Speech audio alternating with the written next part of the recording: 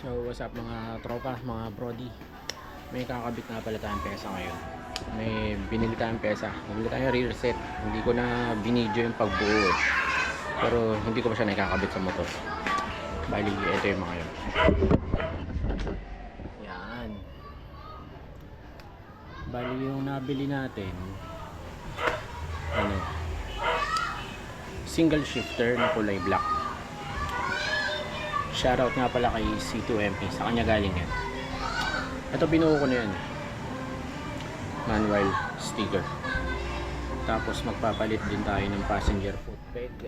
Ito, papalitan natin to. Siyempre nagpalit ka ng passenger foot peg, palit din tayo ng pipe bracket. Pag ganyan yan tayo, basta pag ganyan, pag ganyan.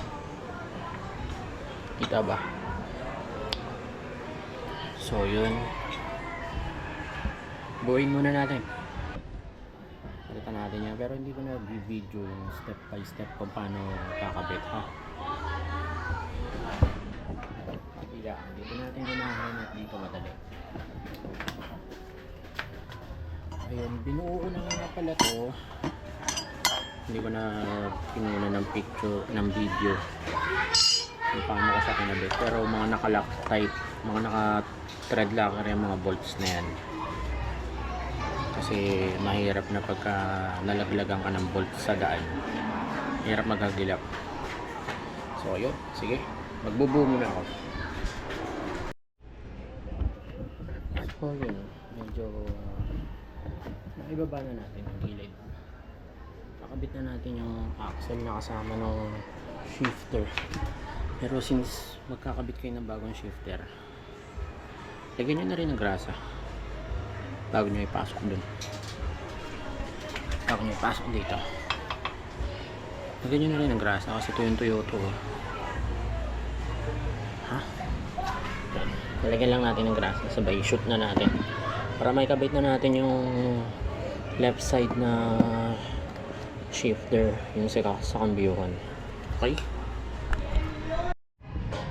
So yun na, natanggal na nga pala natin itong stock foot peg natin. Kailangan mo na tanggalin yun para makakabit bago mo simulan yung mga yun. Tapos eto, malamang kakatingin ko na lang to dito para meron tayong side stand pa din. Sabihin mo kay babati ka na lang bumili. Meron sa market na ito nabibili ng ganito. Cut na dito hanggang dito. Lalagay mo na lang yung side stand mo. Eh, worth 500 din yun.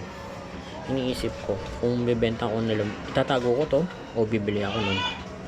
Itatago ko to tapos bibili ko nun, or kakatingin ko to.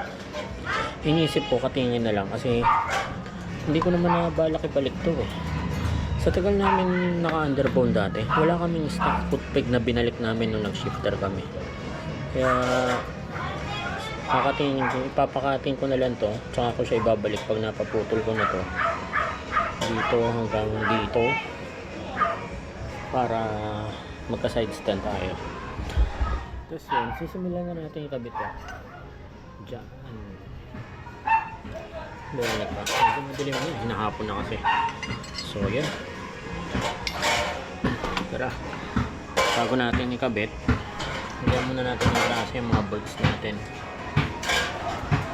Okay, kumaya na lang ulit. So ito mga tropa,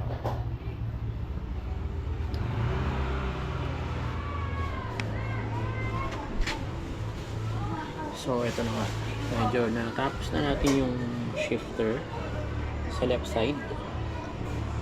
Ito nga pala yung bago natin ang kaso. Ayan, medyo tikit nga no yung passenger foot peg sa rider foot peg, parang alanganin. Bali na, tingnan natin kung ano mangyari pagka tinesting natin, pero nakikita ko palang halos pantay na silang dalawa. Tapos ito yan, lalagyan na lang natin ito ng bolt sa ehe. Okay, sana hindi tayo gabihin at medyo hapon na. Anong oras na ba? 5 o'clock na. Alam ko kasi mahirap yung banda sa may preno eh, sa may right side. Sige, tapusin natin ngayon to. Okay. Video ko yung kabila pagka natapos ko na. Medyo matrabaho lang talaga.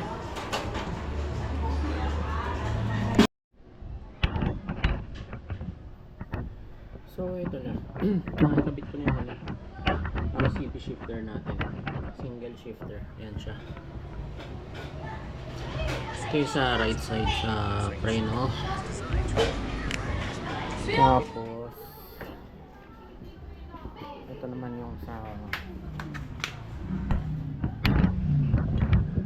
gear shifting natin. Kung mapapansin nyo kanina, ano yun, binalik ko ang stock kasi yung kabila dito okay na eh, sa left side. Kung ikakabit ko na yung kabila sa right side, hindi abot yung tornilyo para dito dyan, so hindi siya maikabit. Sayang nga eh, kaya binalik ko na lang dyan kaysa naman magkaiba itsura. So ito siya, ito yung bracket, ito yung pedal. Kasi ito yung pakakating ko na ano para magka-side stand tayo. So ngayon sa ngayon wala tong side stand. Ito nga pala yung ano, hindi natin nagamit. Ito. Kasi yung tornilyo para dito hindi abot.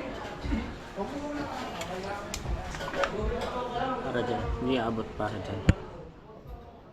Kasi ilang patong yun eh. Itong spacer, ayan o, yung spacer na yan, tapos yung passenger foot peg, tapos yung bracket pa ng pipe. So masyado siyang makapal, ayaw na umabot na itong ano, bolt na to, yung allen na yan, kaya binalik na lang natin. So okay naman, gumagana yung brake light, gumagana yung preno, tsaka nakatutuwa ako dito kasi hindi na kailangan magtabas ng cover ng pipe. Saktong-sakto lang siya. Ayan. Saktong-sakto lang siya. So feedbackan natin to pagka test drive ko bukas. Gabi na eh. Pagod na. Tagal kong hinula-hulaan paano yung kabit to. Ayun, goods na. Medyo madilim na eh. Bukas ko na lang siya bibidyoan ng ano, maganda-ganda pagka umaga, maliwanag. Kapag nagamit natin, feedbackan natin yan. Okay.